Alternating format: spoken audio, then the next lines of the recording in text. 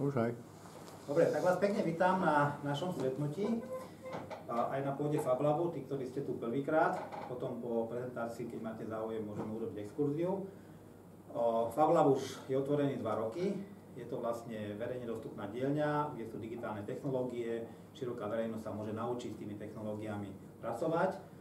No a tento rok začíname, dneska máme premiéru podujatia, kde ľudia, ktorí tu na vo FabLabe niečo spravili, môžu odprezentovať, jednak pochváliť seba, aj nás, a zároveň inšpirovať iných ľudí, že čo všetko sa tu dá robiť. No, takže preto to aj nahrávame a s tým, že to dneska akože premiéra. No a ja som teda požiadal tu na chlapcov, ktorí sme sa stretli pred rokom, v lete, áno, a mali záujem urobiť, vytlačiť si 6-smerové koliesko, ktoré potom tam niekde to je. No a potom vlastne vzniklo z toho, áno, to vysvetlia a začalo to tým kolieskom a skončilo to takýmto robotom, kde oni vlastne už nejakého robota mali predtým, ale urobili úplne novú konštrukciu, ktorú vlastne vytlačili väčšinu na 3D tlačiarni. Takže teda odozdávam slovo tu na týmu, oni sú 5 členní, jeden sa dneska ulieva. Dobre, tak nech sa páči. No, takže ten jeden má husle a my sme tí zvyšní. Dobre, takže my sme Team Compote, teda tak sme sa nazvali, alebo respektíve to nám asi tak nejako prischol ten názov.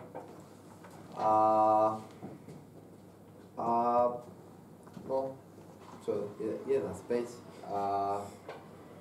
a ideme vám niečo o nás povedať.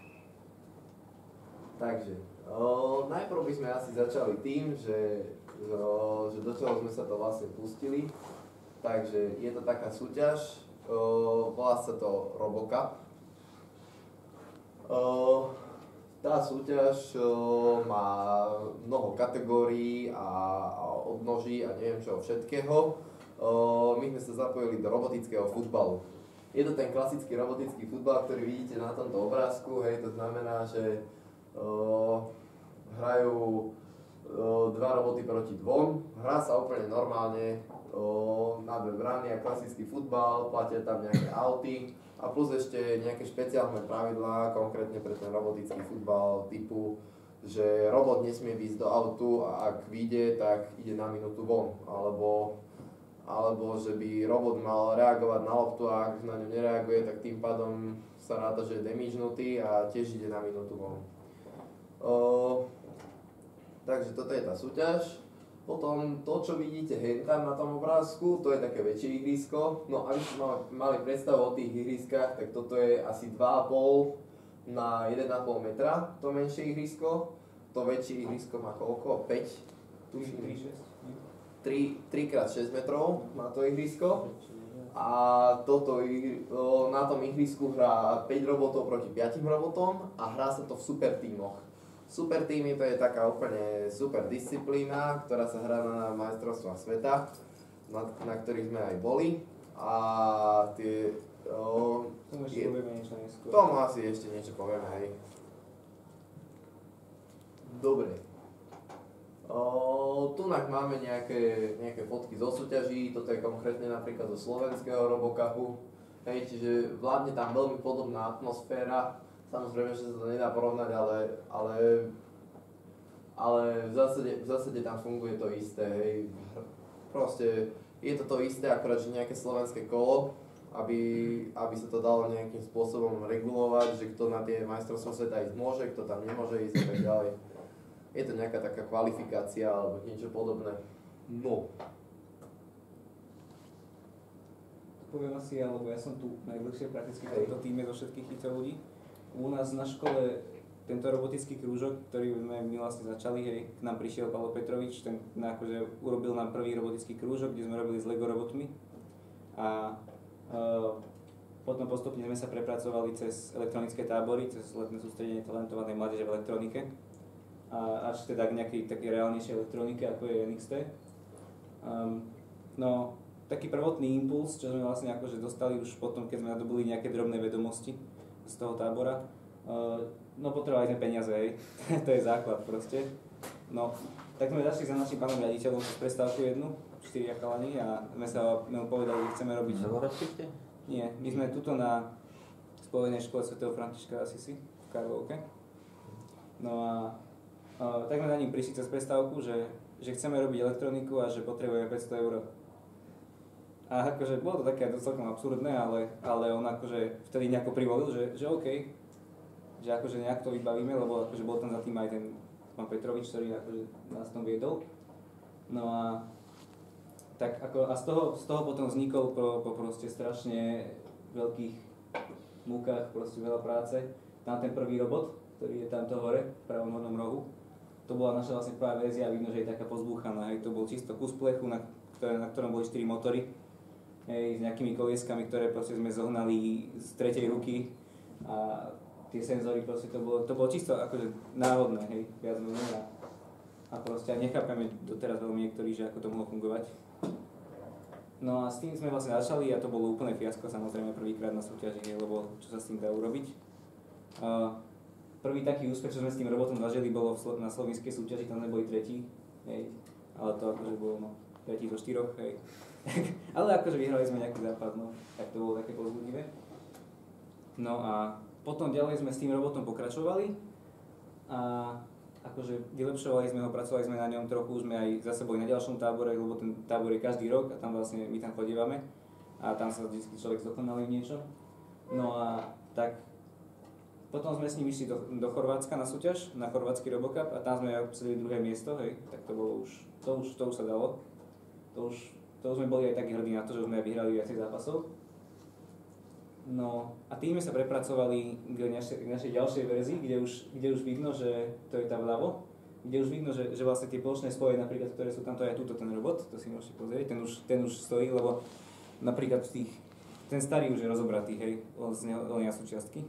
A to si môžete aj poposúvať toho robota druhého, že o čo tam asi ide, hej, že tam už boli také náznaky plošných spojov. Hej, že bol tam už tam nejaký jeden hlavný plošný spoj, ktorý riadi tie ostatné, hej, sú tam senzory na loptu, lebo tá lopta totiž to sme sa zabudli zmieniť, že samozrejme v tejto našej juniorskej kategórii nehráme s pasívnou loptou, lebo dospeláci hrajú s oranžovou loptou normálnou, hej. Ale my hrávame s takýmito loptami, hej, to sú infračervené lopty, ktoré vlastne blikajú. A čiže tam vidíte naokolo na tých robotoch senzory, hej, ktoré to sledujú, teda ak tam nie sú odfajčené odtiaľ zrovna. No a pozor na to lopto, by nespadlo z toho potom, lebo to stojí 80 eur asi jedna, na tom zarábajú. No a čiže toto bolo druhé a títo roboti mali ozaj úspešnú sezónu, hej, to sme si už mohli povedať, že to už je akože cool, lebo s týmto sme boli v Slovinsku a v Rakúsku, odtiaľ mám toto tričko úžasné, kde sme dostali aj prvú našu sklenenú trofej, to bolo akože povzbudivé. No a tam sme hrali, a tam akože, lebo rakúsky Robocup je v tom taký super, že tam už, že do Rakúska príde aj svet, hej, tam prídu proste či už Nemci, alebo Egypťania dokonca, alebo takéto, akože už také zaujímavé týmy, že keď poviem, že hral som proti Egypťanom, hej. No a tak. No a tam sme sa umiestnili teda na 2. mieste. To bolo asi také najväčšie víťazstvo dovtedy. No a potom teda následne sme išli zase ďalší rok na tábor a tam už prišiel aj Jozef a ten nám ukázal vlastne to čaro 3D tlačiarní, hej, že čo sa dá urobiť, ak sa dá zmotniť niečo, nejaké myšlienky. No a my vlastne tu v tejto prezentácii budeme hovoriť primárne o tej našej tretej verzii, ktorá vlastne vznikla v spolupráci s FabLabom a s našou školou samozrejme. A tak pôjdeme ďalej asi. No, takže ako sme povedali, ako bolo povedané, tak tretia verzia bola už iná v tom, teda, že sme chodili do FabLabu a na začiatku sme sa viac menej chodili aj na klavír. Aj na konci. Aj na konci.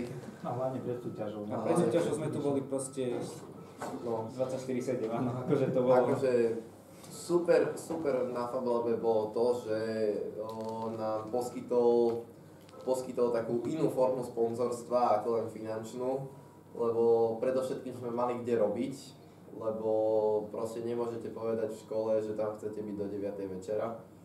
To je jeden problém. A tu sme niekedy bývali fakt aj do 12.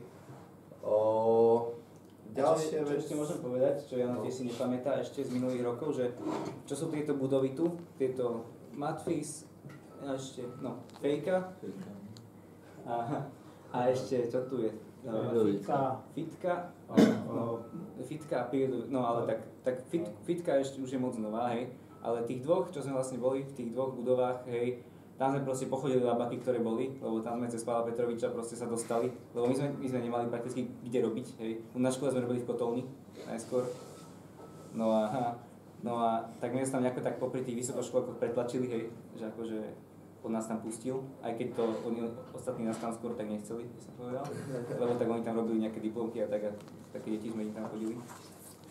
A čiže vlastne máme proste pobiehané tieto tu labáky, no, Čiže potom konečne sme našli nejaké stabilné miesto, hej, to bolo to. Hej, čiže to bolo jednou formou, druhou formou bolo to, že nám poskytli stroje, lebo ešte vtedy, keď sme tu robili tých robotov, tak sme ich robili v podstate s tým, že len za to, jediné čo bolo treba je, že sme si zohnali materiál a úplne zadarmo sme mohli si čokoľvek vytlačiť, alebo vyfrezovať, alebo bars čo.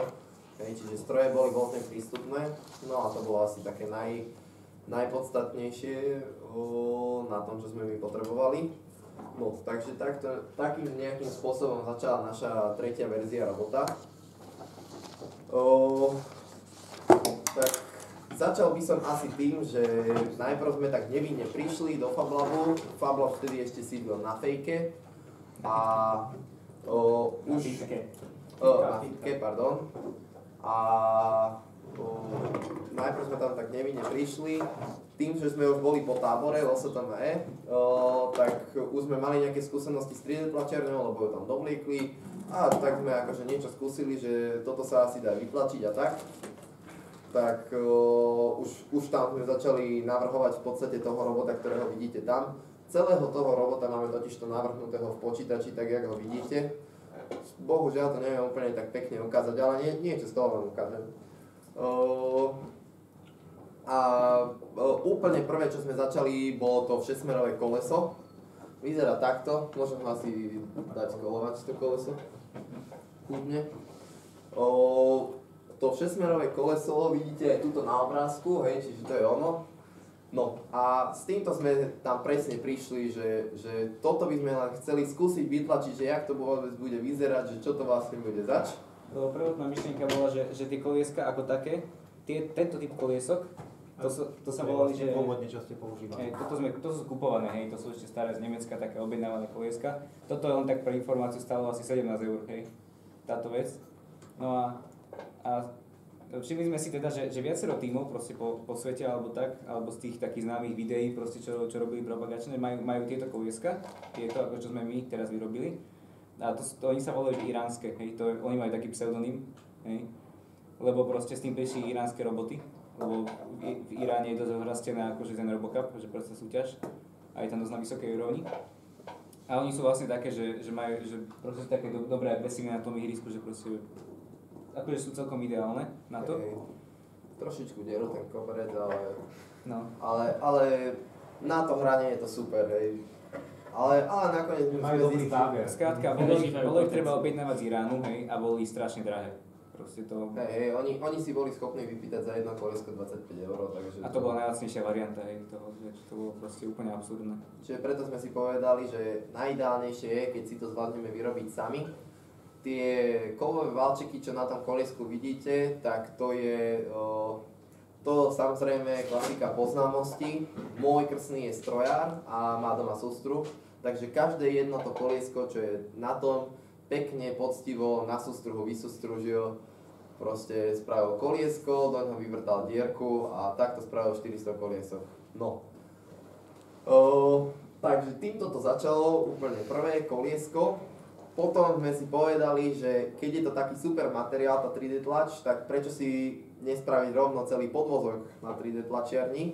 A ako si môžete všimnúť na tej predošlej verzii, takže nie sme sa celkom riadne poučili, že hodila by sa aj nejaká konštrukcia a nie len proste hodiť plošaky na nejaký kus kovu. A potom sa môžete pozrieť, že ak to celé skončilo, to šialenstvo v tej krabici vnuka.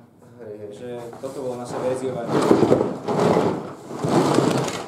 bol akože... Takže žiaľ, takto to dopadlo a muselo to tak proste byť. Keď si všimnete, každý jeden ten podvozok je úplný originál, okrem tých, čo sú teda na robotoch. Teda čo máme tu, viete, že tento je jeden osadený a tento je jeden osadený, tak tie sú dva rovnaké. Možno aj tam sa nájdú nejaké dva rovnaké. Hej, možno, že aj tam sa nájdú nejaké dva rovnaké. V zásade ide o to, že za každým sme tie podvozky vylepšovali, lebo jednoducho, bohužiaľ, platí to, že vy niečo vytlačíte a zistíte, že predsa by sa to dalo aj lepšie a tak ďalej a tak ďalej. Čiže postupne ten podvozok, keby ste si chytili ten úplne prvý a ten úplne posledný, tak zistíte, že ten medzi tým prvým a posledným je rozdiel možno aj 150 gramov, to je jedna vec, veľmi podstatná, pretože roboty sú váhovo obmedzené, musíme vážiť maximálne 2500 gramov, 400? 2400? Áno, dokopy so všetkým, akože na majstrovstvách sveta to robili asi úplne najpoctivejšie, to znamená, že normálne pred každým jedným zápasom ste museli mať na robotovi takú nálepku, že ste prešli kontrolou a tá kontrola spočívala v tom, že vás normálne tesne, možno 5 minút pred zápasom, vás proste postavili na váhu obidvoch robotov. Keď vážili proste viacej, tak buď vám tú nálepku nedali, čiže ste nehrali, alebo ste to proste nejako ofajčili, museli ste dať niečo dole skrátka. Čiže občas sa nám kľudne stalo, že sme vážili viacej a nechápali sme, že prečo, lebo tam mali proste nejakú váhu, alebo sme tam niečo proste dorobili. A väčšinou to býva tak, že vážite viacej, tak od 5-6 gramov, tak proste dáte dole 1-2 šroby a dáte. Čiže nejakým takým systémom sa to vždy robí. No. Čiže toľko asi k podvozkom. Čo som chcel ešte? Napríklad, môžem povedať, že to vrchné poschodie bolo dosť také, že akože od fixy, proste to bolo robené strašne narýchlo, hej, lebo nestíhali sme a horné poschodie bolo robené za niekoľko dní. Horné poschodie, to si pamätám, my sme ho spravili asi za 6 hodín, po Fablabe. Navrhovala sa proste 6 Ja by hodín. som ešte doplnil, že ten proces, čo ste robili, ten iterácií. Cez niekoľko iterácií, čo ste sa dopracovali. Ešte potom asi by bolo vhodné doplniť, aby ste mali nejakú predstavu, tak vymodelovať, teda respektíve, aby sme sa dopratali k tejto verzii, ktorá už bola v Nemecku, tak trvalo nám to od augusta 2014, áno, august 2014 až júl až júl 2016. Čiže v podstate 1 rok vývoja, akože plný rok. No. Čo by sa hodilo ešte dodať? Ešte k tomu ešte to OpenSK, kde to máš? Aha, áno. To ukážem asi potom, alebo... Ja by som na prezentácii nespomínal ukážky. Hej, dobre. K tomu sa ešte určite dostaneme. Ešte by sme sa mohli... Ešte môžeme ukázať konštrukčnú fičuru, že postaviť sa. Hej. Ja aj áno. No, totiž to, áno, keď sa pozriete na toho starého robota, kde je, tu je, tak akože vidno, že tá konštrukcia, hej, je taká, že akože drží to pokope, hej, ale skrátka, hociaké nárazy proste sú priamo proste útočia na plošné spoje a na celú elektroniku toho robota, čo bolo proste úplne hrozné. My netrpeli pri každom náraze v zápase, hej. A preto tuto Jano povedal, že tak nemôže byť a proste rozhodol sa to navrhnúť poriadne. A proste potom sme akože, to boli také, no predsa zatiaľ drobné, že vieme s tým robotom urobiť toto, hej. Že postaviť tam sem, tak kábel, vieme ho postaviť takto, hej.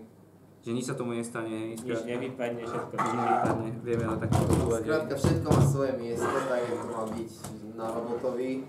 A v podstate by sme sa až tak veľmi nebali, kebyže to padne do stola, jednoducho vymeníme pár súčiastok a ideme ďalej, kdežto hento, to proste to by dopadlo fatálne, chápete? No, čiže to bolo také prvé naše predsavzatie do tretej verzie, že mať pevnú konštrukciu. Ďalej by sa ešte oplatilo možno spomenúť to, že pôvodne sme pracovali s viacerými typmi podvozkov, vlastne to môžete vidieť aj tu, že tento podvozok je napríklad navrhnutý pre 4 motory, teda 4 kolesa a roboti obidvaja majú 3 kolesa. Je to z toho dôvodu, lebo 4 kolesa sú vo všeobecnosti lepšie a lepšie týmy používajú naozaj 4 kolesa. Nevýhodou však, výhody sú tie, že ten robot je rýchlejší, má trošičku väčší výkon, akože v zmysle, že vie sa viacej pretlačať a všeobecne to býva trošičku stabilnejšie. Nevýhody ale sú to, že vysoká hmotnosť, čo proste vadí. A čo je ešte taká dosť veľká nevýhoda?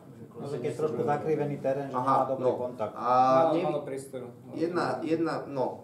Málo priestoru na podvozku a to je asi najzákladnejší problém, ktorý sa nám vlastne ani nepodarilo vyriešiť, preto sme ani 4 kolesa nepoužívali ku koncu. Bol ten, že keď máte obyčajnú stoličku so 4 nohami a máte ju trochu krivú, tak vám to robí to, že vám jednoducho nesedí a hojda sa, alebo jak to povedať. A problém pri 6-smerových kolesách je ten, že vy keď nemáte na každé jedno koleso vyvinutý rovnaký tlak, tak jednoducho sa neviete normálne hýbať. Čiže v prípade štvorkolesového robota to dopadne tak, že sa budete hýbať takto iba šikmo proste. Nič iné neviete urobiť, žiaden iný pohyb. Čiže v podstate nepoužiteľné. Preto sme sa rozhodli pre 3 kolesa. Máme to ale veľmi pekne ošetrené, teda mali sme to veľmi pekne ošetrené a to tak, máme. Že okrem toho, že sme si to krásne vedeli riešiť v podstate jedným klikom, sme vedeli zmeniť zo 4-kolesového na 3-kolesového robota, pretože sme to robili v takom špeciálnom programe, ktorý vám potom ešte ukážeme. Tak ďalšia vec je, že sme to mali aj softvérovo veľmi pekne vymyslené, to znamená, že nejakým spôsobom sme sčítavali vektory, čiže v zásade programátorsky povedané sme mali jednu funkciu, do ktorej sme vrazili jeden uhol, pod ktorým sa chceme hýbať. Hej, to znamená, že povedzme, že keď som sa chcel hýbať dopredu, tak som mu povedal uhol 90 stupňov a hýbal sa týmto smerom. Tu bola 0, napravo, naľavo bolo 180 stupňov a vzad bolo 270 stupňov. Hej, čiže takýmto spôsobom som tej funkcii povedal uhol a tá funkcia vyplula priamo hodnoty motorom také, aby sa hýbali. Dúfam, že si viete trošičku predstaviť to, že podľa toho, akej rýchlosti poviem tým motorom, tak podľa toho sa budem hýbať. Hej, nezávisí to od ničoho iného, len od rýchlosti tých motorov. Vlastne pomeru otáčok. Áno, pomeru otáčok, tak. Takže to vlastne funguje ten 6-smerový vysavač, že proste vie chodiť všade. To je že jasné, že akokoľvek natočený proste určí si smer, ako má byť natočený a ide. A táto naša funkcia mala ešte jednu premenu, ktorú sme tam dodali a to je počet motorov. To znamená, že nezávisle od počtu motorov, jednoducho keď sme tam vrazili nejaký uhol a vedelo to, že to má, 3 motory, tak to vedelo, že to má vyplúť nejaké 3 čísla a tým pádom vyplulo tie správne čísla pre tie 3 motory, aby sa pohol tým smerom, ktorým chceme. A pekné bolo to akurát, že nám tá funkcia vyplúvala v podstate pre akýkoľvek počet motorov, čiže aj keby sme sa rozhodli mať 5 motorov alebo 6 alebo hoci koľko, to je úplne jedno, čiže toto sme tak pekne robili. Môžem sa opýtať, že to nie sú krokové motory, že? To nie sú krokové motory. To sa dostaneme asi. Hej, k tomu sa dostaneme, hej. A myslím si, že vlastne už by sme aj mohli, takže kľudne poď ďalej.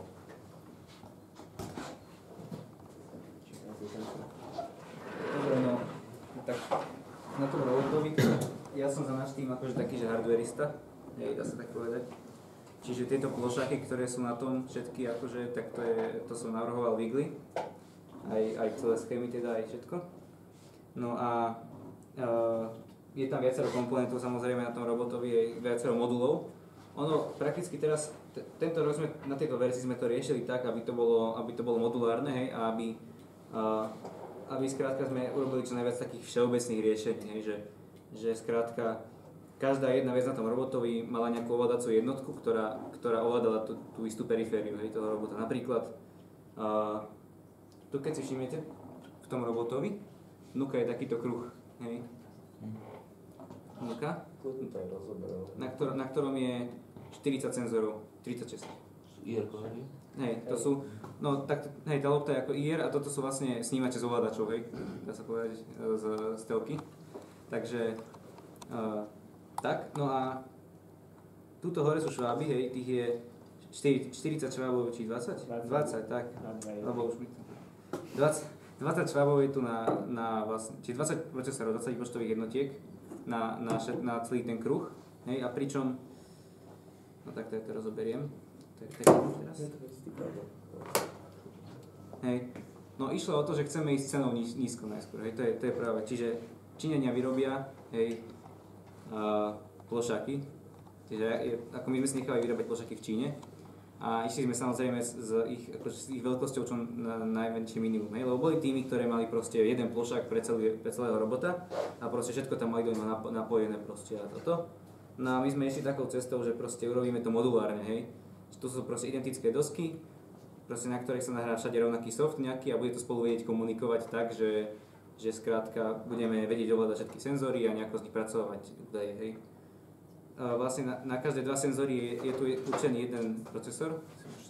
Tu som viacej, že máme 4. No a čiže toto je periféria, ktorá hľadá loptu. Hej, tak by som to nazval, že. Čiže tento kruh, ten proste sa pozerá na to, kde je lopta a posiela to hlavnej doske. No, to sa dostávame k hlavnej doske na robotovi. Hej, to je táto. Na nej je akože najvýkonnejší procesor, aký máme na robotovi. A z neho sa prakticky ovláda všetky moduly. Hej. Celé to funguje na komunikácii. Hej. Je tam vyrobený samostatný komunikačný protokol, hej, pre tie rôzne procesory, ktoré sú tam. A tento hlavný ich ovláda iba cez komunikačnú linku, hej, povie motoru. Akože, no, keď si tak predstavíme, že kebyže máme normálne urobeného robota, hej, klasicky bez týchto vecí, tak mám motor, hej, a nejako ho ovládam z procesora, proste tak, ako sa má ovládať motor, hej. Ale ja som to urobil tak, že motor má vlastný procesor, ktorý vlastne ovláda ten motor a ja z toho mastera mu iba pošlem, že pohni sa takto, hej. Aby som nemusel riešiť tú proste administratívu. No a takto vlastne funguje všetko na robotovi, hej. Potom tu máme menič napätia. Pohni sa, že neviem, že o meter, alebo pohni sa, že... Nie. Proste sa počle určitá rýchlosť, že takouto rýchlosťou má ísť tento motor a každý motor má svoj procesor a ten procesor už vie, že keď mám ísť takouto rýchlosťou, takže mám takéto údaje poslať tomu samotnému motoru. Čiže to je vlastne na to, aby ten hlavný procesor mal rýchlejšiu komunikáciu. Že on pošle iba jedno číslo namiesto toho, aby reálne posielal tie údaje tomu motoru. No a ďalej, akože ďalšie prvky teda na robotovi, tu som už dihol tento menič napätia.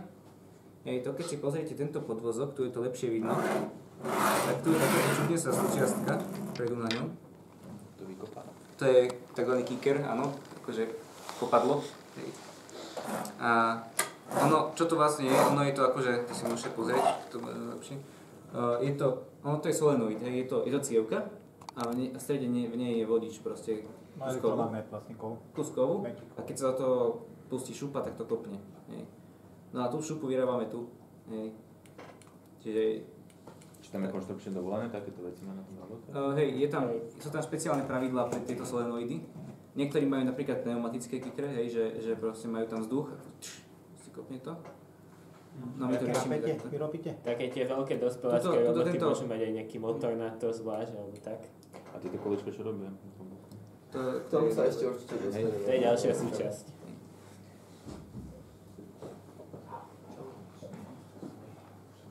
Dobre, či toľko k tomuto, to si môžete pozrieť, ako nebudem to nejako rozoberať veľmi špeciálne. Treba to nabiť. Čiže tam okolo 400 V tam nabijete kondenzátor? Ten kondík je tam na 400, ale reálne to nabíjame nejakým... 400 dáčom je. No, max. 400. To sa zastávame ďalej. A to je u konštrukcií k tomu hardwareu asi. Nie, ešte, keď sa pozriete zo spodu toho robota, tak na ňom je taký kruh so senzorov, na čiaru. Lebo vlastne tam na tom ihrisku bolo vidno, že je tam čiara, za ktorú nesmieme vybehnúť.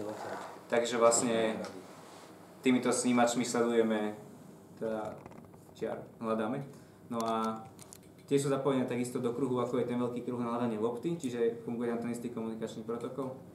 To je jeden vysielač, jeden príjimač tie diody? To sú tam po dvoch tie diody spodu. Hej, tam jedna ledka svieti a aj ten fototranzistor. A tam je koľko tých? 16. myslím. 16. A to tiež bolo ešte prispôsobiť ten podvozok k tomu tým výrezom, hej, lebo to bolo proste také... No to bolo veľký Pôvodne sme mali iba takých 6 vlastne, také Včko To vzadu. vieme aj ukázať na ostatných podvozkoch. Hej. To je vlastne stará verzia. Vlastne takéto iba 3 na jednej strane, 3 na druhej strane. Tu nás sú na to diery, na tom podvozku, hej. Vyzeralo to takto, no. A proste, tuto bol ten senzor, hej. Proste 3 na jednej strane, 3 na druhej a zistili sme, že nedokážeme sa udržať úplne 100% vnútri výhrysku, tak sme vlastne vymysleli nový systém. No. Čo tam ešte? Napríklad z tej hardwareovej stránky, čo tam ešte máme nejaké snímače, tam hore je kompas napríklad, tá červená vec na tom. Čiže tým vieme, že ako sme natočení voči nejakej nule. Ako magnetický, alebo? Hej, magnetický. A potom je tam ešte kamera, Pixie kamera, hej, ktorou vlastne sledujeme bránu trochu, tak pozeráme, že či to je to. A tam aj musíš rozoznať, že ktorá brána je tvoja, nie? Farebne, či nie? No akože áno. Ale to rozoznávaš tou kamerou? Hej. Akože, no, vždycky viem aj nejakú informáciu z kompasu, že jak som natočený, hej, ale tá kamera to ohromne spresňuje, keďže na ten kompas je strašne veľa rušivých vplyvov. A ona aj nefunguje dosť dobre. Takže... ešte povedal, že asi, že ako ten robot hrá, akože, aby si to vedeli predstaviť, lebo že Pustíme video, nie? ktorý senzor ako ide. Nie, akože video máme, že nie myslím, že nech vidia, ale myslím, že povieme proste, že čo sa tam vlastne deje, že proste, že dostaneš signál z lopty, dostaneš signál odtiaľ a proste, že jak sa spracovalo. Však to ja môžem vysvetliť, áno. Čo? Hej. Hej, dobre, ale akože... No tak, teraz tu máme software, hej, no tak môžeme aj toto vysvetliť, no tak. Náš software vlastne začal s prvými hardwareovými súčiastkami, čo bol vlastne toto, čiže už sme mohli začať s niečím pracovať. Tak tie senzory samozrejme nie sú nejaké úplne presné, keďže sú z nejakých televízorov a tak. Dosť dlho sme aj hľadali také, aby boli vôbec použiteľné. No a došli sme k takému asi najlepšiemu systému, že proste nepôjdeme iba tým smerom, kde nám ukazuje jeden senzor nejakú najlepšiu hodnotu, že tam by mala byť lopta, ale že budeme brať také priemery, že 5 senzorov vedľa seba, že keby nejaký senzor hovoril nejaký chybný údaj, čo sa občas stáva. No takže sme takto nejak sa začali už hýbať. Potom bolo treba ošetriť tie čiary, tak to sme zase kontrolovali, že či nie sme na čiare. Prvý systém bol taký, že sme mali kopu podmienok pre tých 6 senzorov. To vlastne úplne 100% nefungovalo. Keď sme prešli na tento kruh tých senzorov, tak už to vlastne začalo fungovať. Pôvodná myšlienka bola taká, že bude jeden senzor uprostred a že až keď ten zaznamená čiaru, tak až vtedy začneme sa pohybovať preč od tej čiary, že naspäť do ihriska, lebo tým by sme mohli využiť vlastne väčší priestor v tom ihrisku, lebo by sme mohli byť polkou robota mimo ihriska a stále hrať. No ale to nám nejak nevyšlo, tam ten stredný senzor úplne nefungoval tak, jak mal. Tak jednoducho sme robili to, že sme zaznamenali čiaru, tak sme išli proste preč od nej na chvíľočku. Čiže sme vlastne vždy boli uprostred ihriska a v tej poslednej verzii robota sa nám vlastne už nikdy nestalo, že sme vybehli von. Hej, no. A pravidlo je, že musí byť ten robot čo aspoň časťou v ihrisku? No pravidlo je, hej, že aspoň časť robota musí byť tam vlastne vnútri tých bielých čiar. Nesmie proste ísť celým objemom do To vám auta. potom ešte ukážeme vo videu, tak potom sa lepšie bude vidieť, lebo No a vlastne, keďže v princípe každá tá ledka, ten senzor dole, má svoj vlastný vektor, tak vlastne my vieme okamžite z toho vektora, že ktorým smerom sa máme hýbať naspäť do ihriska. No a teda, aby sme mohli ten program aj nejak zisťovať, čo to v skutočnosti robí, alebo čo si robot myslí, že robí, že nie iba to, čo vidíme, tak sme si vyvinuli takúto simuláciu, to môžete vidieť, ako to vyzerá, ten program, ktorý nám vlastne posielal reálne informácie cez Bluetooth z robota, čo sme samozrejme nemohli mať pustené počas zápasu, lebo Bluetooth nie je dovolený. Nič nie je dovolené. No, tak hej. Nie je dovolené. No medzi robotmi je, ale nie, že tak, že do počítaču vedľa. A takže sme takto si sledovali, že kde si robot myslí, že je brána, to je napríklad tá červená bodka, hej, tá biela, to je, že kde si myslí, že je lopta, čo je tam taký ten kruh zelených bodiek napravo, tak to je, že to sú tie senzory na čiaru, že kde si myslí, že práve narazil na čiaru. Máme tam aj ten kompas. Čo? No takže takto sme vlastne debugovali program, že zisťovali, kde sú chyby a tak. Neviem, čo ešte. No, už môžeme ísť asi ďalej. Čože? To si vysvetloval? Spracovávaš tú informáciu, že ako na to reaguje, teda, že jak sa rozhoduje? No tak robot sa rozhoduje tak, že nejak vyhodnotí teda tie senzory, že kde si myslí, že je lopta. Teraz to teda odovzdá tej funkcii, ktorú Jano už tu vysvetloval trochu, že ktoré motory ako rýchlo majú ísť. A potom k tomu samozrejme zaráta ten údaj z kompasu, že aby bol vždy natočený na superovú bránu, lebo predsa si nechce dávať vlastné góly. A to je aj ovplyvnené, že keď je napríklad lopta za nami, tak nechceme ísť že priamo za ňou, lebo by sme si dali vlastný gól, hej. Takže máme funkciu, ktorá robí to, že obídeme tú loptu. Že vlastne ideme za ňou, ale tak sa postupne sa tak dostaneme k nej, že budeme predkom k nej a zároveň k superovej bráne. Čiže v princípe sa dostaneme do takého brániaceho módu. Ešte tam bola pôvodná myšlienka použiť aj také, že dribbler. To sú tie kolieska, na ktoré ste sa pýtali vpredu na ňom. A to je vlastne taká vec, ktorá akože krúti loptu, aby ostala pri tom kickeri. Aby robot vedel nejako držať loptu, ale táto vec nám zatiaľ nikdy nefungovala nejako špeciálne. Počkaj, už fungovalo. Raz áno. Raz asi na koľko? Na pol hodinu? Na 15 minút, ale to ešte, že vraj, to bolo také, no. Proste globálne akože nefunguje, hej. Ale akože, boli tam týmy, ktoré to naozaj mali premakané, ten dribbler, hej, že vedeli si tú loptu udržať pri sebe úplne úžasne, že proste ju krútili k sebe tými kolieskami. Ale tam bol nejaký elektrický problém, kvôli ktorom to nejde, nie? Aj A však kvôli tomu. Ale to bol hlavne kicker. Hlavne s kickerom je problém. No. Tam asi je to problém, že tam ráte vysoké napätie a to vám ruší a...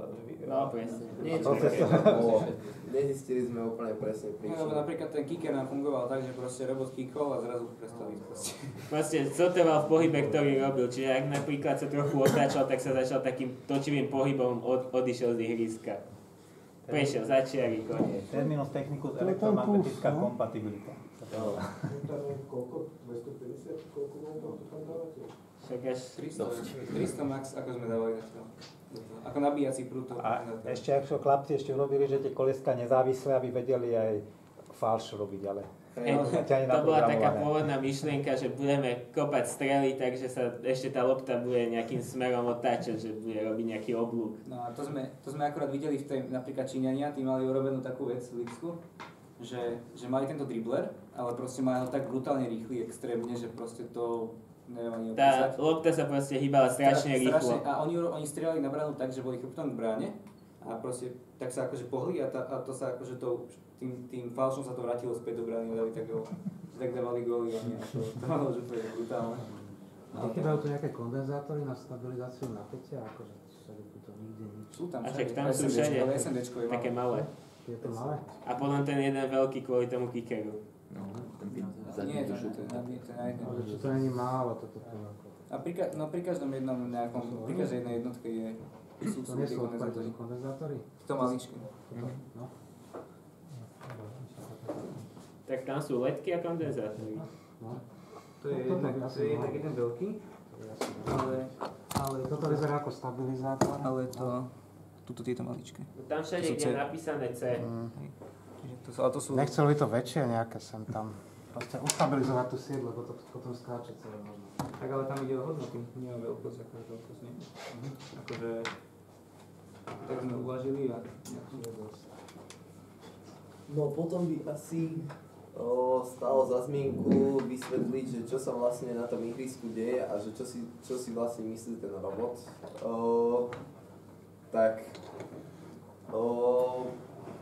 poďme si to tak nejako rozobrať z pohľadu toho robota, že čo sa tam vlastne deje. Čiže pointa je len dostať sa k nejakým spôsobom k lopte a dať gól. To, ako to robíme, je, že jednak sme už ukazovali tie senzory, čiže z nich vieme zistiť, že kde sa tá lopta nachádza, vieme zistiť teda vzdialenosť a uhol, pod ktorým tú loptu máme. Vzdialenosť ako ste? Vzdialenosť, My meráme totiž analogovú hodnotu v princípe z každého toho senzora. Nie, Počkaj. nie. Takto ono tá lopta totiž to ona nebliká tak, že by blikala iba akože normálne, že proste rovnakou intenzitou, ale ona ten jej blik, hej, vyzerá asi tak, že on bliká rôznou intenzitou, hej. Že proste najskôr blikne nejakou intenzitou, potom osminou, čiže jeden ten akože puls tej lopty vyzerá takto nejako, hej. A tie senzory už niektoré z nich chytia, niektoré nechytia, hej, z tých čo s nižšou intenzitou bliká, hej, tá lopta. A tým pádom sa dá pozerať na dĺžku pulzu, hej, a sní sa nejako odhadnúť drobne vzdialenosť. Že skrátka to, čo slabšie blikne, tak to už nevidí, keď je lopta ďalej. A keď je lopta bližšie a blikne slabo, tak to ešte vidí, hej. Čiže čím dlhší puls vidí, tak tým je lopta bližšie. Samozrejme, že... Tam z jedného senzora, alebo si to vyhodnotíš z viac aj do boku a tie sa porovnajú? To už potom... No my to vyhodnocujeme, že proste v princípe každý senzor nám dá nejaké jedno číslo, že ako dlho ten puls zaznamenával. No a teraz máme tých 36 hodnôt a z nich musíme vlastne vybrať to, kde tá lopta je. Niektoré sú trochu horšie, lebo sú tie senzory za prvé otočené opačným smerom, úplne od lopty, a za druhé sú v princípe aj ďalej, lebo sú ďalej na tom robotovi. Čiže sú nejaké, ktoré sú proste, že najnižšie hodnoty majú, najlepšie zaznamenali ten puls, čiže majú nejakú svoju najlepšiu hodnotu a tým smerom sa v princípe vyberieme. Lebo proste zaznamenali ten puls najlepšie. Ale to neznamená, že viem nejakú exaktnú vzdialenosť. Pozor, vzdialenosť rozumejte, len že vieme povedať, že teraz je tá lopta ďaleko, hej, lebo je povedzme 1,5 m od robota a teraz je blízko, lebo je 30 cm od robota. Hej. Čiže keď je veľkosť impulzu nejaká, alebo tá dĺžka impulzu fakt nejaká veľká, tak viem, že je relatívne blízko. Vpravo dole je taká vizualizácia toho aj tej vzdialenosti, že tam sú také 3 kružnice a podľa toho, na ktorej kružnici to je, tak máme také 3 stupne, že ako ďaleko je od nás lopta. Nie je to vôbec také, že vieme povedať, že teraz je 30 cm od nás a teraz 40.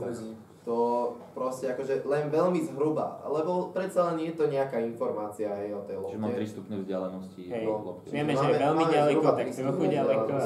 Lebo ono sa to priemeruje, to priemerujete nejakých 5 meraní za sebou. No, 5 senzorov vedľa seba je v princípe jedna hodnota, to sme zistili, že je presnejšie, kvôli tomu, že občas nejaký jeden senzor v princípe vypadne alebo niečo podobné a hodí nejakú zlú hodnotu. A časovo za sebou sa nepriemerujú? Časovo za sebou? Nie, to sme nakoniec nerobili.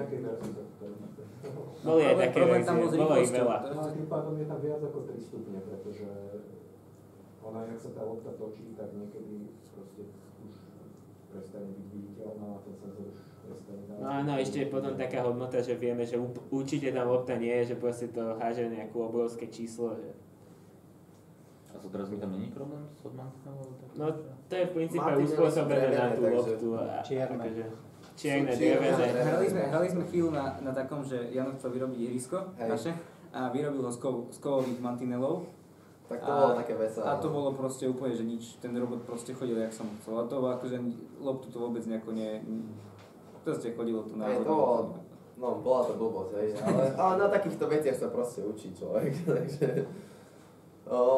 No, ďalej teda, čiže vieme uhol relatívne v rámci robota, vieme teda vzdialenosť. Ďalej bol povedaný už kompas, to znamená, že vieme určiť reálny sever, hej, a v podstate sa to robí taký, reálny sever s presnosťou na 180 stupňov, lebo to je proste...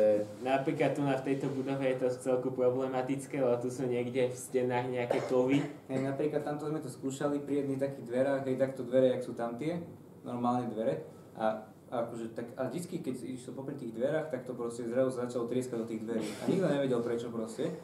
A potom nás tak vrátnik zobral a že poďte, že ukážem vám takú srandu. Ja otvoril tie dvere, normálne. Tam sú kovové dvere. A proste, lebo tam, že upratovačky tam boli a proste tam také dvere, také kovové, takéto zvonku, je brutálne. Akože a robota to tam tiahlo. A keď sa to kalibruje povedzme na tom lokálnom ihrisku, nejaká kalibrácia. Áno, tak nejaká kalibrácia tam máme tam takú Lebo sa to mení z automatickú miesta na miesto celkom. kalibráciu. A tak napríklad sme boli v Slovinsku a tam sa hralo vedľa takých veľkých kovových schodov. To sme im vyslovene aj ukazovali, že sme pustili robota, že nech sa otáča tým smerom, kde sú schody, kde si myslíš, že je sever a otočil sa k schodom. No. Ja napríklad keď sme boli v Rakúsku, tak tiež sme sa veľmi hádali s rozhodcami, že proste tam sú veľmi zlé tie magnetické podmienky nejaké, že proste nevieme, čo tam bolo. Tak akože nechceli nám veriť, tam boli takí veľmi nepríjemní rozhodcovia. A proste rozložili sme 4 týmy, každý dal svojho robota do 4 rohov toho ihriska a ako sme ten stôl posúvali po zemi, tak tie roboty sa točili na tom stole. Voči tomu severu, hej, čiže normálne sa... Dá sa zohnať nejaký gyrokompas? Dá. Niekde z ruskej ponorky, alebo... Dá sa to tak riešiť a aj sme to tak pravdepodobne riešiť mali, len proste skúsenosť. Čiže mám taký pocit, že... video v Sony senzorách z toho potom... No tak nám čo dosť pomáhalo v princípe s tým, že keď sme úplne dobre nevedeli, že kde je ten sever a tak, že ten kompas nebol spoľahlivý, tak už sme vlastne mali tú kameru. A keďže kamera v princípe skoro vždy videla tú superovú bránu, lebo nikdy sa nám nestalo, že sme sa úplne otočili nejakým nárazom alebo niečím, tak sme sa snažili vždy udržovať, že aby bola brána priamo pred nami pomocou kamery a tým pádom to bolo pomerne presné. Tento stojí síce 10, ale je to aj teplomer, aj kompas, aj gyroskop, aj akcelerometer. No toto presne. No to máme teraz. Keď sa z IVTčka to... Hej, akurát gyroskop je trochu iný ako kompas, hej, tam sa to určuje podľa pohybu, hej, ten robot musí celý čas pohybuje prakticky. Lebo tak to je na základe nejakej odstredivej síly, či takto nejak? No tento má taký špeciálny, toto je procesor a on celý čas prepočítava smer. No áno, ale... Že to nemusíš robiť ty, že tam je... Tento gyroskop, kompas, akcelerometer je taký špeciálny, že on dokáže využívať zároveň gyroskop a akcelerometer na prepočítavanie jeho orientácie celý čas a ty si to potom od neho už len vypýtaš, dokonca teda má možnosť downloadnúť špeciálny program, čiže človek najskôr musí mať akoby taký firmware, ktorý do neho tam do nejakej špeciálnej pamäti downloadne a potom z neho už vieš vyčítať to natočenie smeru vyrátané z gyroskopov a akcelerometrov vo všetkých 3 stupňoch smeroch teda. No, tak to tam nemáme. No, takže toto by sa nám hodilo napríklad, hej, čiže... Pôvodne si ho zoberiem tu 10 teraz. My máme 5. Aj my ich máme asi 10. Na tom čipe sú tuším také tie hrebenia, že keď je nejaké zrýchlenie na jednu stranu, tak ten čip to cíti, nie? Či ako to je? Tam sú nejaké piezo, sa mi zdá. To je nejaká taká hrebeňová štruktúra, nejaké nanoštruktúry, ktoré sa hýbu. Čiže na akom fyzikálnom princípe myslíš, že... Ale toto má v podstate jeden napájací zdroj spoločný, aj pre silové, aj pre výpočtové Pre časti. všetko, áno. Možno by to bolo lepšie oddeliť. Akože, Bolo by to pekné, ale je tam problém s hmotnosťou, presne. no už je to dosť ťažké. Tak. No však to je úplne na hrane, ten robot má tých Ale prečo 240. sú tam také silné motory, však keby sa použili nejaké 380 km bušovky, voláme tam No tak ale keď máme zase slabšie motory, buď ideme pomalšie, alebo nás pretlačia súperi. Lebo tam proste, tam tie ostatné, a už aj toto boli také, že tak, však tam tie týmy, čo tam mali tie motory, to boli úplne brutálne, ja neviem, že... To napríklad, keď sme boli na tom svetovom pohári, tak nejaký, ja neviem odkiaľ, proste iba tak chytili robota a tak si ho posunuli po ihrisku, on tak pekne išiel, vlastne sám. A pritom počas zápasu mal väčší výkon než my, motory boli menšie, ľahšie. A my keď tak posunieme robota, tak sa ani nepohne, že tá prevodovka má takú stratu tej energie. A tam je prevodovka ešte? No tam je motor a prevodovka. Tie motory sú sprevodované, hej. A tam je nejaká formula, teda akože maximálna hmotnosť tej káry. Áno, je maximálna hmotnosť 2 kg 2400, no. 400 A gramov. nejaký priemer ešte? A ešte je tam taký valec, Hej, taký valec, do ktorého sa to musí zmestiť. 22 cm a 22 cm vysoký. Krokový možno išlo, lebo tá prevodovka bere energiu na seba. Ako tam. No hej. Aj keď má zotrvačnú možno. No len to je ten problém, že motory sú aké sú a peniaze nie sú. Takže... Hej, my sme sa potom pýtali tých tímov, lebo akože nás to hneď zaujímalo, že jak je možno, že nám to nejde a im to ide, hej. Že A ešte sú aj ľahkí. Ešte sú aj ľahkí a neviem čo. Tak sme sa ich pýtali, že odkiaľ máme motory a tak, no a keď sme si tie motory, čo nám povedali, googlili, tak sme si tak... Stačí to zberokrokové stlačiarne starých máš. No ako, to vyhadzuje na skrátka, smeti. my sme pochopili, že to je úplne iná liga, lebo oni boli schopní vraziť do jedného motoru 100 € alebo tak, alebo aj 200. Aj za 500 sú. No, proste akože to sú úplne iné cifry, jak sme rátali my, hej, čiže to... No, koľko je tam hráčov? No, 2 na 2. Spravím 3 na 3? Nie, 2 na 2. 2 na To 2. by ešte bol problém. No, čiže... Dobre, čiže toto... No. Ešte k tej konštrukcii možno. Si nechcel povedať niečo? No áno, dribbler sme si povedali, koliska sme si povedali, kicker sme si povedali. V tom OpenSCADe nemáš nejaký príklad, že ako to vyzerá? Hej, to ešte ukážem. A tu napríklad vyznali tam ten hore. Konkurenciu? Hej, tam to úplne hore, ten najvyšší. Tak to je taký čínsky robot, oni mali proste, to bolo nejaké karbonové, alebo čo to bolo. My to voláme, že tovarenský robot. Lebo proste na tú súťaž prišlo asi, neviem koľko proste, 4 týmy, alebo proste s takýmito robotmi, hej. Čiže to bolo proste nejaké, neviem To čo. bola jedna skladačka. Nejaká technológia proste, ktorú tam niekto vyvinul, zrejme. Bolo to ľahučké. Rýchle a strašne Výkonné. presné, hej, proste čínske týmy. To riešil len software. Hej. Toto sme chceli len ukázať, že čo sme sa v podstate na tej súťaži naučili, že keď sme boli v Lipsku, tak proste videli sme takéto veci. Toto tu napríklad, čo vidíte, tak to je obdoba dribbleru, hej, čiže to, čo máme my, tie dve kolieska, čo sa nám tak dvíhajú srandovne, tak toto je dribbler, ale v seniorskej kategórii. To je to sú roboti kategórie middle size, hra ich tuším 6x6, teda respektíve 5+1. Také niečo. A to sú roboty, ktoré sú asi takto vysoké, váži to tuším okolo 20 kg, či? Neviem, koľko Zhruba 20 kg to váži a proste tie roboty hrajú s normálnou futbalovou loptou, hej, to žiadne také, že nejaká elektronická alebo niečo, proste klasická futbalová lopta.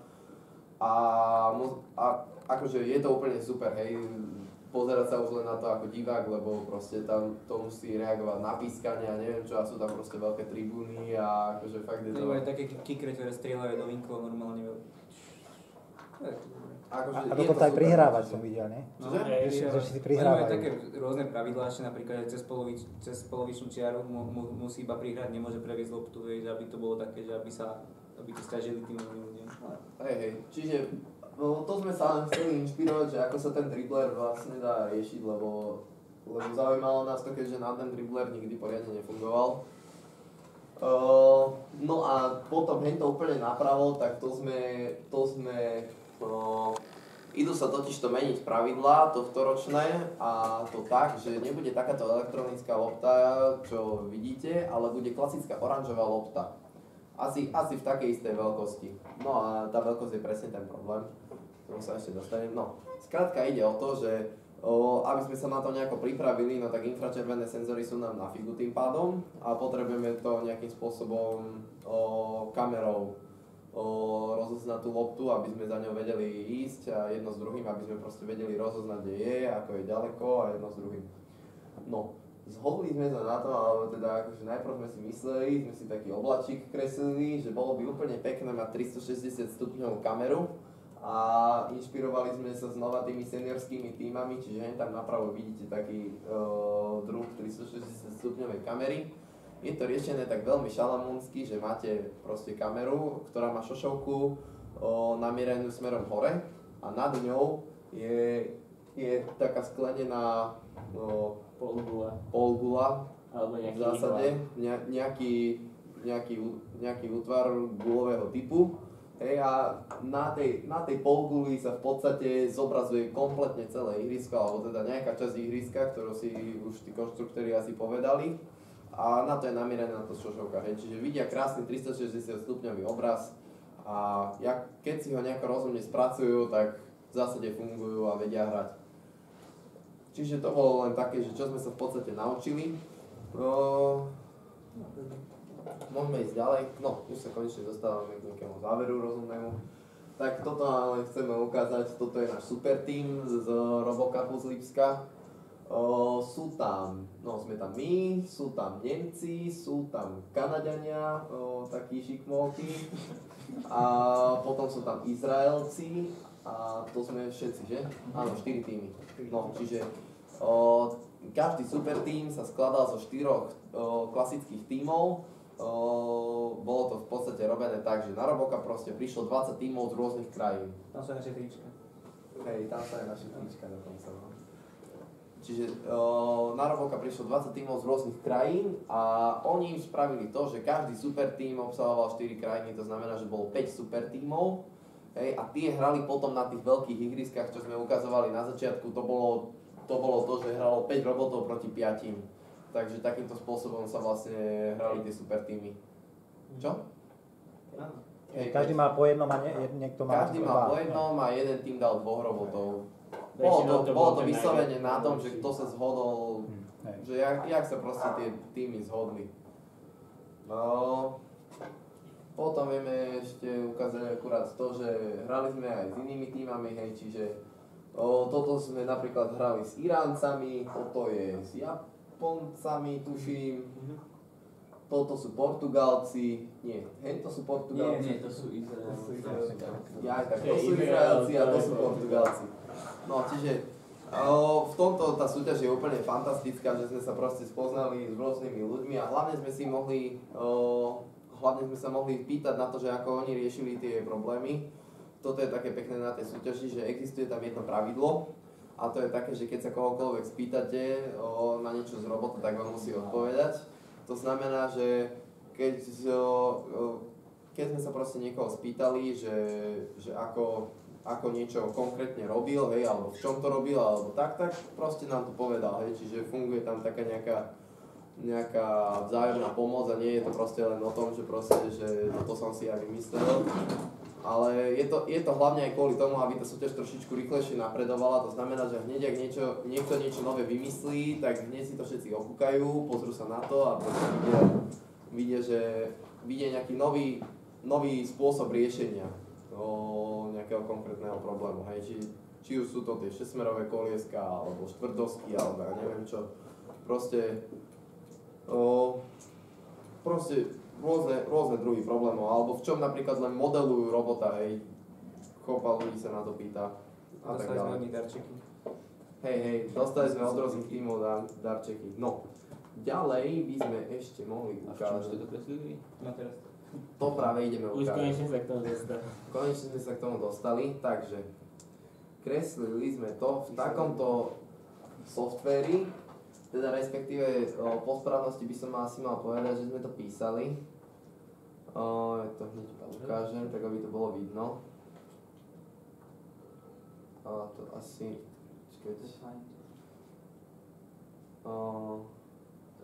No dobre, to je dobre. Dobre. No, čiže takto to nejako vyzerá, čiže aby bolo úplne jasné, že na čo sa to vlastne pozeráte, hej. Tento modelovací software funguje tak, že vy napíšete nejaký program do toho editora a ono vám to vygeneruje nejaký obrázok, hej, čiže v tomto prípade sa pozeráte napríklad na podvozok, sú tam motory, je tam kicker, sú tam tie spodné senzory, sú tam tie stĺpiky, ktoré držia horné poschodie a tak ďalej a tak ďalej. Takto sme vymodelovali kompletne celého robota. Bohužiaľ to neviem ukázať, lebo chápete, keď máte nejaký zlý program, tak ho neviete spustiť a tak to je aj teraz. Hej. Čiže napríklad... Dlho to trvá potom to generovať. Napríklad, čo by stálo za to ukázať, je toto 6-smerové koliesko. Ja ešte rýchlo spravím jednu vec.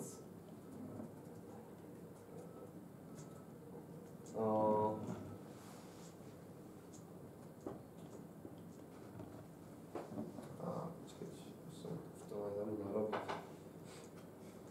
V podstate ide o to, že tie objekty sa nekreslia myšou ako klasický CAD program, ale generujú sa z matematických vzorcov. Čiže sú tam základné valec, No. kváder a s odčítaním vlastne tých objektov vlastne vznikla zložitý objekt. Takže, aby to bolo krajšie vidno, tak som to len vyfarbil na červeno, nič sa tam nezmenil. No, trošičku to zle vidno. Ešte urobím rýchlo toto. No, takže teraz to už lepšie vidno. Čiže, čo mám otočiť? Potom je vždy nejaké meno prvku, ktorý má nejaké parametre a potom Je sú to tam úplne obyčajné programovanie, najviac sa to podobá, tuším, čomu, C-čku sa to najviac podobá. Hej, čiže má to takú svoju syntax, hej, ale v zásade sa to asi najviac podobá na C-čko. Aby ste rozumeli, že jak je to koliesko vlastne zložené, to všesmerové, je to zložené z dvoch častí. A to, čo v strede drží pohromade tie všetky kolieska vnútri, tak je to robené tak, že zobrali sme si obyčajný kus drôtu, hej, a pekne sme si ho zatočili do takého prstenca, pekne sme si ho vytvarovali jedno s druhým a dali sme to dnu. Hej. No, aby bolo vidno, že jak sme to teda vlastne robili, že sme robili celého robota a to je vlastne dôvod, prečo sme to robili zrovna v tomto softveri, lebo existuje milión oveľa lepších softverov, hlavne to menej seká a neviem čo, proste nie je to úplne najlepší softver, ako sme neskôr zistili, ale v jednej veci je úplne asi najlepší a to je to, že dajú sa tu robiť veci parametricky, to znamená, že toto koliesko napríklad, to bolo to úplne prvé, hej, prvý robot bol robený s týmito malými kolieskami, ktoré majú priemer 5 cm. A na slovenskom Robocupe sa nám niekto proste spýtal, že prečo nedáme väčšie koleso, že však máme také silné motory.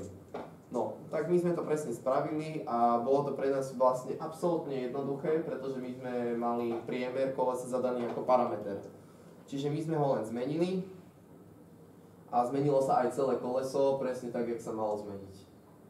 Čiže prepočítajte malé kolieska, aby boli v rovnaké počet. Proste takto funguje parametrické programovanie a v zásade programovanie ako také, hej, čiže to je tá výhoda tohto softvéru a preto sme to tak aj robili a robili sme to tak úplne s celým robotom. Napríklad parameter bol aj počet motorov, tak ako vidíte, hentam ten podvozok so 4 motory a s 3 motormi, tak to bolo tiež robené jedným parametrom, ktorý to mal proste na svedomí. Možno by som len doplnil, že výsledkom klasického programu je popis nejakého stavu a tu na výsledkom programu je vlastne nejaký objekt, ktorý sa dá zmodniť. Tak, sa generuje vlastne konkrétny produkt. A robí niekto aj dvojmotorové chytrované roboty? Robia sa dvojmotorové, ale väčšinou to robia malé decká, ktoré ešte začínajú s Legom. Aj my sme to tak robili, že proste keď sme mali robota z Lega, tak ten robot mal 2 motory, ktorými sa vedel, akože taký robot sa vie celkom slušne hýbať, ale na 6-smerového to nemá, hneď to uvidíte na videu, že to je proste úplne niečo iné. Lebo ide o to, že ten robot sa tým pádom dokáže hýbať do všetkých smerov. Je to video. No, že vlastne sa vie natáčať aj cestou, že nemusí sa najprv natočiť a ísť.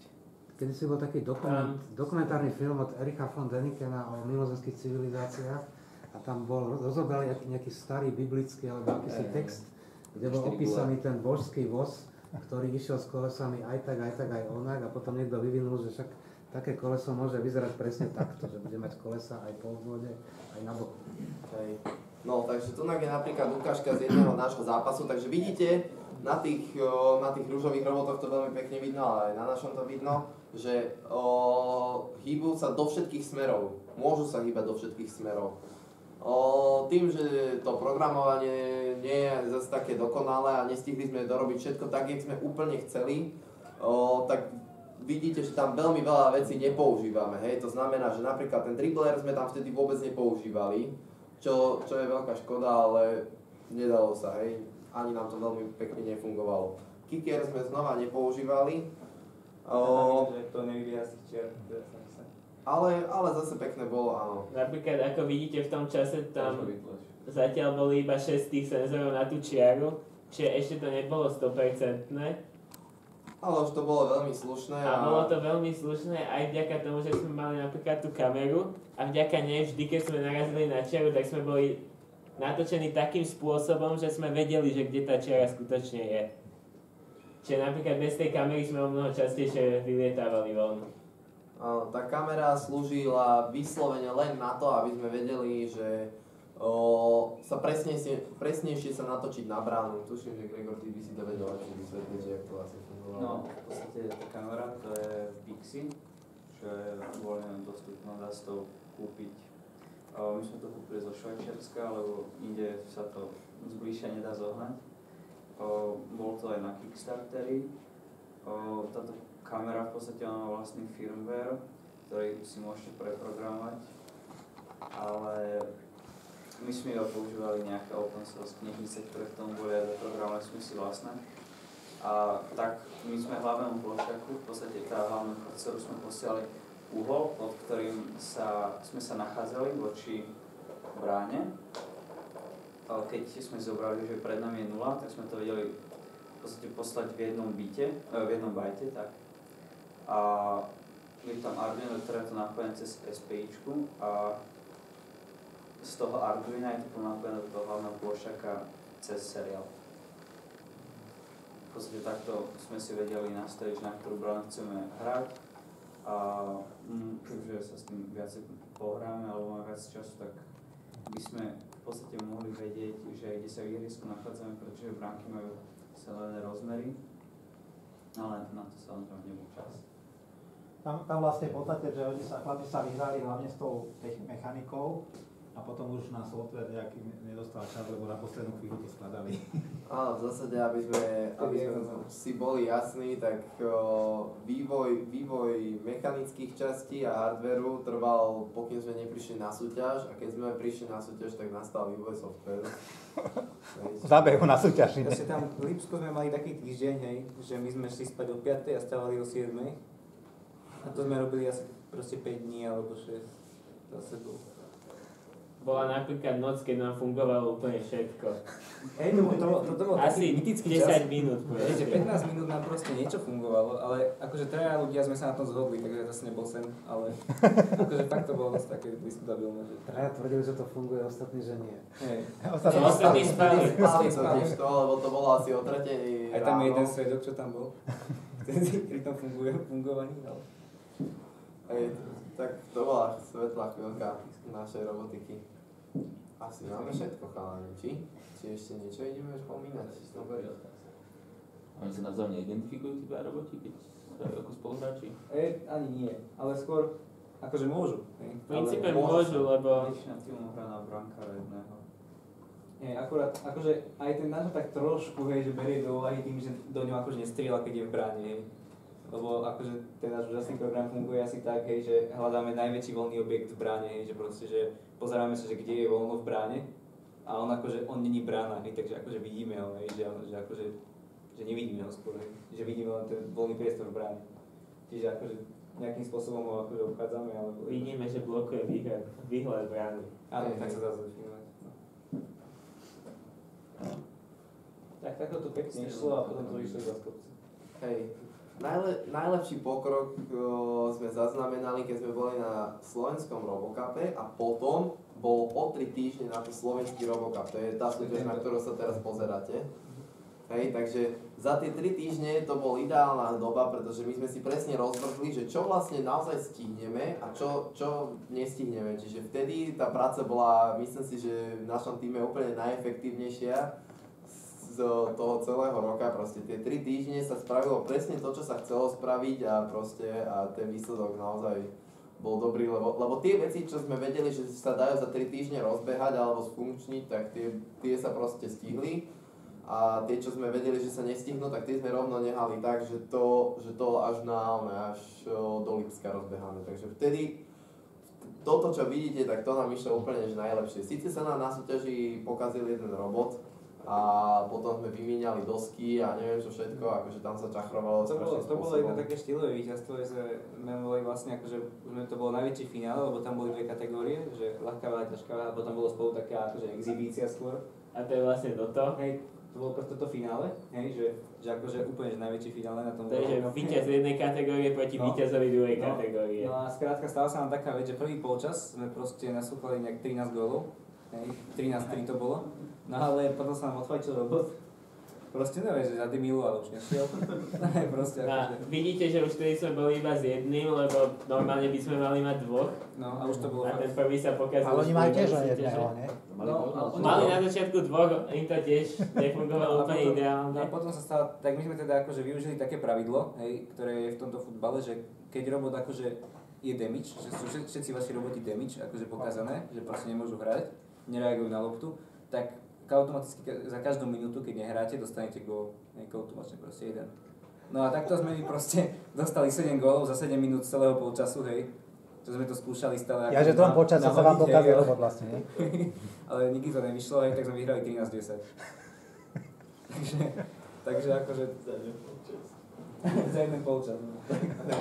Ale ako no... Proste nešlo to, keby to išlo, tak to pustíme samozrejme, ale tak. Bolo to také pekné. Hej, to bolo také pekné víťazstvo. A to sme to nečakali, keď sme čakali, že nás roztrieskajú tí druhí proste úplne. Akože to finále vtedy, ale... Hej. Dobre, tak my už asi nič nemáme, či máme nič, a už asi nie, takže ak máte nejaké otázky, tak sa kľudne pýtajte. Ja to mám ešte napríklad plošáky navrhnuté. Ešte než ideme otázkám, to nemusíme natáčať. Ja sa chcem poďakovať chlapcov, že odprezentovali svoju prácu. A zároveň, na to hovorím skôr pre tých, čo možno pozrú ten film, že chceli by sme vlastne každý mesiac také stretnutie robiť s tým, že prvú stredu má vyhradenú občianske združenie Robotika.sk, kde už na pol roka dopredu majú vybukované zaujímavé termíny, ako zaujímavé námety, prednášky. Druhú stredu by sme robili niečo také, že hľadám parťákov, že niekto má nejaký nápad, ale chcel by overiť, či sa to dá smotniť na vo FabLabe. Budúci mesiac bude téma brain computing, čiže máme tu kolegu, ktorý sa zaoberá nejakými snímačmi EEG, ako by sa s tým dali ovládať nejaké roboty alebo hry, čiže o mesiac druhý týždeň. No a tretiu stredu chceme použiť na prezentáciu projektov, ktoré sa tu nám realizovali vo FabLabe, čiže dneska boli prvý kompotest chlapci a o mesiac bude zase práca, tam je vystavená jedného architekta, ktorý tu robil diplomovú prácu a za to dostal aj cenu rektora, kde kombinoval rôzne technológie. Čiže FabLab je aj o búraní hraníc medzi architektami, robotikmi a dizajnermi. Takže teda ďakujem vám za prezentáciu a prajem vám veľa úspechov v ďalšej práci.